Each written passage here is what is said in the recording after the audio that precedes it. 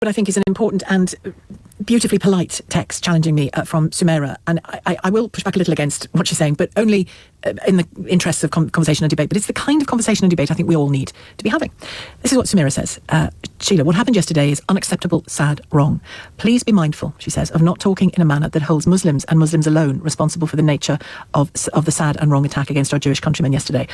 I don't hold any Muslims responsible for things they have not done, Sumaira, and I never would. And it's always the case when you're dealing with extremists, whether that's what I would regard as extremists, IRA attackers, wherever you're looking at it, right-wing extremists carrying out attacks on people, they are extremists. It is not all about aspects of the Muslim community. But where it is, we have to be able to say that. And again, I'm not particularly referring to this instance because we're letting that investigation happen. But broadly speaking, I think it's absolutely fair to say that within a Muslim school or a Muslim religious community or whatever the organisation happens to be in a Muslim context, if there's evidence of extremism being promulgated, or if you as an ordinary Muslim hear extremism, you should challenge it.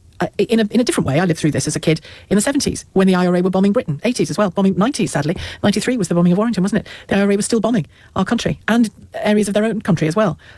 My parents as Irish Catholics felt that every single time and were afraid that they would be targeted as disloyal to the country they lived in and were raising their kids in, or worse. I understand it. I understand that sensitivity, I do. But we still have to say extremism is extremism, even if we find it under our own noses in our own communities. That's what I'm saying. But thank you, Sumaira, for your message. I'll read the rest of it because it's a good, lovely, civilised, polite message. Please use with responsibility, says Sumaira, your power or words and influence. I fear for the safety of my mixed heritage children who unfortunately have a Muslim surname, but there is nothing else Muslim about them. Words can be dangerous. Used without consideration can risk the safety and lives of other parts of our country, i.e. Muslims. Absolutely it can. And others as well. And we've seen how words have been used to whip up the kinds of attacks that we've seen in recent weeks and months in this country. She goes on to say, we must all use words with care and consideration. And then she very kindly says, with the greatest of respect, your job is not easy. Hard balance. Us Muslims also matter, I hope. You very much do, Sumaira. And thank you for your lovely, civilised and intelligent text. Phil has called from...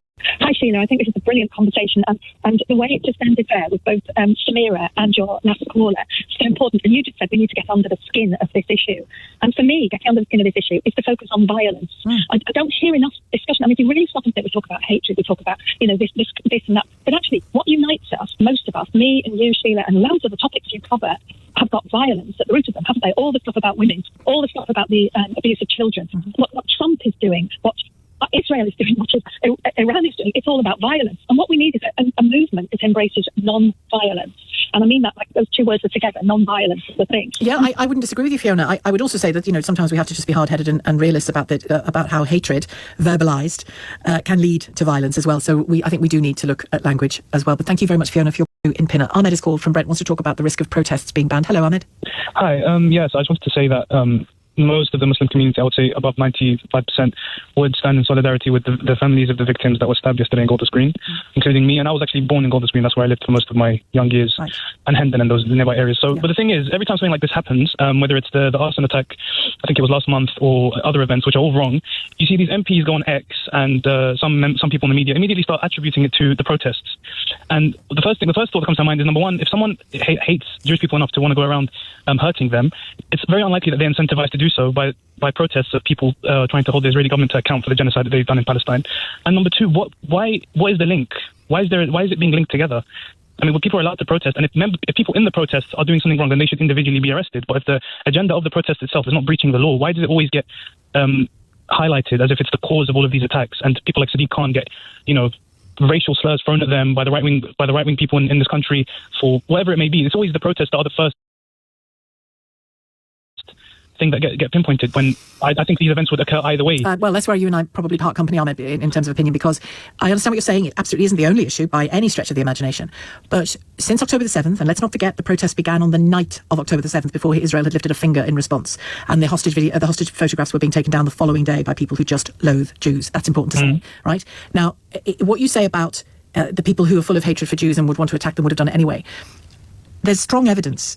You're right about some people would, but there is strong evidence. It's there for us all to see. I listed it earlier on, just a tiny bit of it earlier on. I've been reporting on this country for 30 plus years. I have not been reporting, prior to October the 7th, I have not been reporting on synagogue murders, NHS doctors being suspended for openly, and this is a person who's meant to treat people and care for them if they happen to cross her path in a hospital, openly tweeting anti-Semitic anti-Semitic remarks about Jewish people and anti-Israeli remarks that amount to anti-Semitism. A petition, in fact, petitions plural in NHS hospitals against working with Jewish doctors during training. Never seen that before. Jewish MP banned from a school visit by an inclusion officer in that school's senior leadership team. Never seen that before. Globalise the Intifada. Hang on. Globalise the Intifada chanted on our streets. Never seen that before. Placards of bleeding babies in a bin alongside the Star of David. All over those protests. Nothing done about it. Never seen that before. It is a factor, Ahmed. That's what I'm saying. I'm not denying. No, but the thing is, what is a factor? The war is causing some people to turn into anti-Semitism. I'm not denying that. I'm not saying that's the right thing to do. The war in the Middle East, the Iranian war. The war in Gaza since October. I'm not saying that. Yeah, it is true that ever since October the 7th happened. And what about the war on Israel? Don't forget that as well. What do you mean? The war on Israel from Gaza, from Lebanon, by Hezbollah and Hamas. That's pretty ongoing. No, I agree, but what I'm saying is that if someone watches the news and sees what's happening to Gaza and then they decide to go and hurt Jews, that's wrong from them. But that has nothing to do with the protests. I don't see the link between the protests. You said since October the 7th, this has been happening, but that's different to since the protest started. And to your point about saying October the 9th protest started. No, it started on October the 7th. Yeah, but there were very tiny numbers on October the 7th. People actually started rallying around once they started seeing a city turn into rubble. And that's when you start seeing hundreds of thousands of people. And the way that they talk about it is as if like, these are crazy. Ahmed, I'm not saying those protests shouldn't happen, not for a second. If 1 million, 2 million, 3 million people want to take to the streets in organisation and cooperation with the police of this country to make their feelings felt about an issue, be it Gaza or any other issue, they should have the right to do it. But when I saw some elements of those protests, it was clear to me that it isn't something I could ever join, because I would be standing alongside or near to, or just even if they weren't near to me, just in the same protest as people who were basically like medieval anti-Semites in the things that they were saying and the placards that they were holding and the threat that they posed to the Jews of this country, which was predictable, visible, and now we're seeing it in terms of blood on the streets. That stuff, I'm not saying that stuff doesn't happen. It does happen, but you also see plenty of Jews in these protests. Yeah. Secular Jews, religious Jews, people that they don't define their identity by the Netanyahu government, and they're safe. Neither do lots of Jews. Yeah, I agree. I'm not saying other Jews don't, but what I'm trying to point out is that these protests, you can't use the minority of examples within them, because at the end of the day, it's an open protest. Anyone can come, and someone might come with a hostile picture and so on. They can't prevent it. They can't moderate it. Well, I would urge you, Ahmed. Again, I agree with you about protest, and I have no problem with peaceful protests taking place, and I have no problem with edgy placards and depictions, and not at all. But without a doubt, on every single one of those protests, it went further than that in many cases, and not just a small number of people. It went further than that in many cases. And to those people who went with good hearts, out of absolute concern, genuine and understandable concern for the children of Gaza and the people of Gaza, I get it. But be careful who you stand with.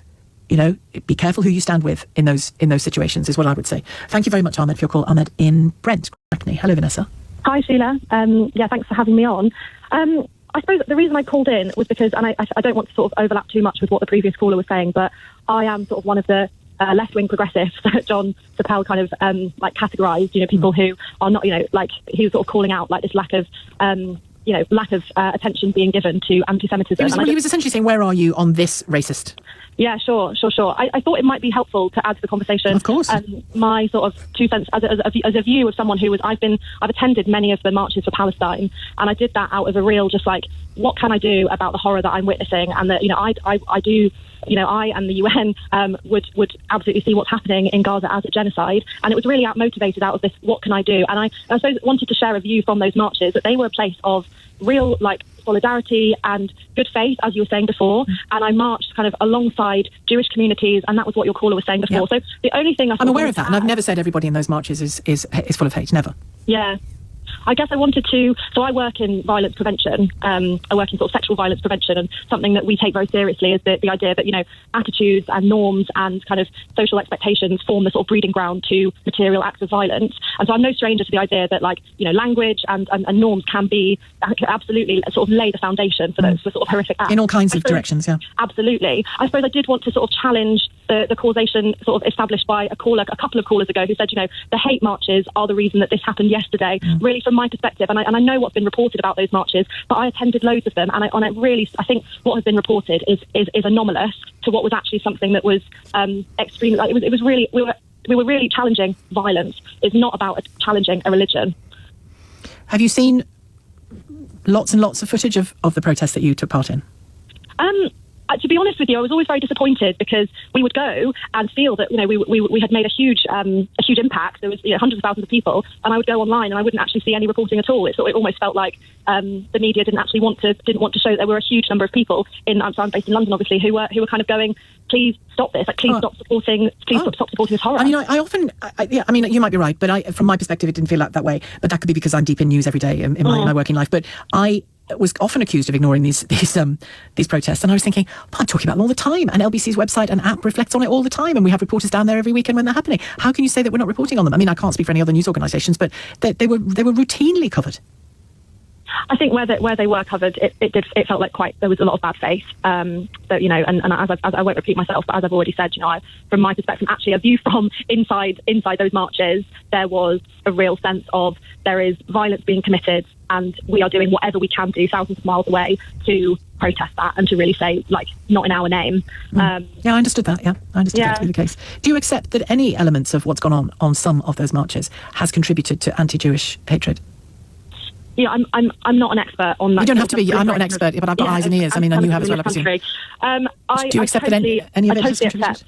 Yes, I totally accept that where someone has sort of departed from protesting violence and steered into protesting a religion, that absolutely forms the breeding ground to enable... Or an entire nation, rather than just its government. More difficult for me, I think, because the nation must be held accountable for what they're doing and the decisions that they've made. Well, every individual in that nation, are you accountable for what Keir Starmer chooses to do politically? I think I see myself as a sort of politically active individual within the UK, and when something is being done in the name of the UK that I'm... What about a non-politically active shopkeeper called Julie? Is she responsible for what Keir Starmer chooses to do politically? Of course not, no. Well, think about that in relation to Jews in this country. Vanessa, thank you for your call. Vanessa in Hackney. Paul has called from Newcastle. Hello, Paul. That's Rachel in Golders Green. Aliv has called from Islington. Hello, Aliv. Hi. I'm really sorry about what's going on in England at the moment. I mean, I'm 47. I was born here, so I'm really mixed at the moment because I feel that whatever I say, I'm going to be wrong. I'll tell you why, Sheila. Okay. Because I'm Muslim, but I'm Turkish Cypriot at the same time. So my family went through genocide in Cyprus. Okay. I'm Muslim at the same time. When I was a little girl, I went through a lot of racism here with the BNP. Now, what I find so sad is that we keep repeating history. Now we're back here, whereas before it was the Muslims, now it's the Jewish community. And I just don't understand how we keep coming back here. I know how. It's all the politics to do with the outside world. It's not actually us in this country. And the problem we have is people have come to a stage where they cannot differentiate politics and human beings. Yep. Does that make any sense? Complete sense. And this is where we are. So, for example, I'll give you an example, right? At the moment, unfortunately, Israel are calling us Turks the next Iran and the next terrorists, which is completely absurd. So then you've got Turkish community getting really angry about that and not being able to differentiate politics and human beings. Then you've got the Jewish community. Obviously, their country's getting bombed, yeah? They can't see the difference between politics and human beings. And I don't know what the solution is. Who can't?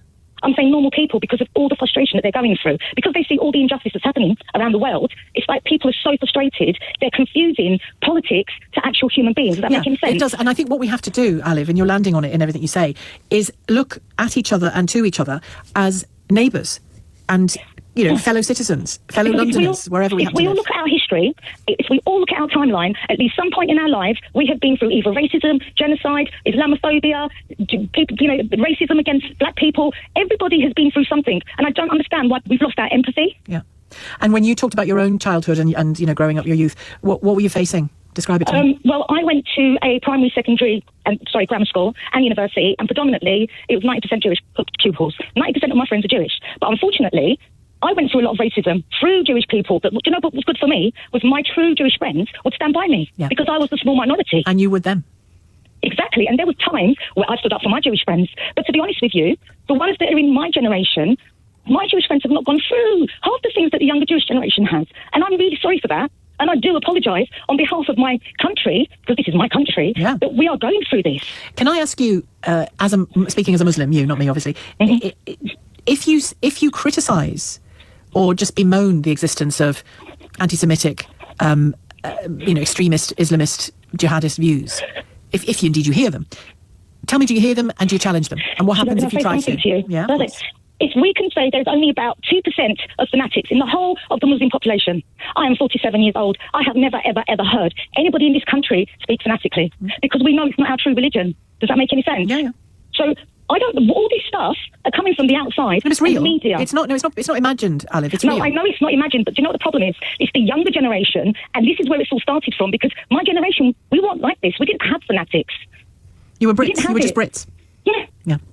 That's all it was. Well, we that's brothers and sisters. yeah, and the your experience of that, generational experience of that, tells us something about the global and domestic problems that we have when it comes to radicalisation, don't we? And sectarianism that's fermented both from outside the country and inside the country. It tells a very different story. And Alif, that was my experience growing up as well. There were some extremists in the world, and there were one or two in the country, and there was the issue of the troubles in Northern Ireland between Britain and Ireland.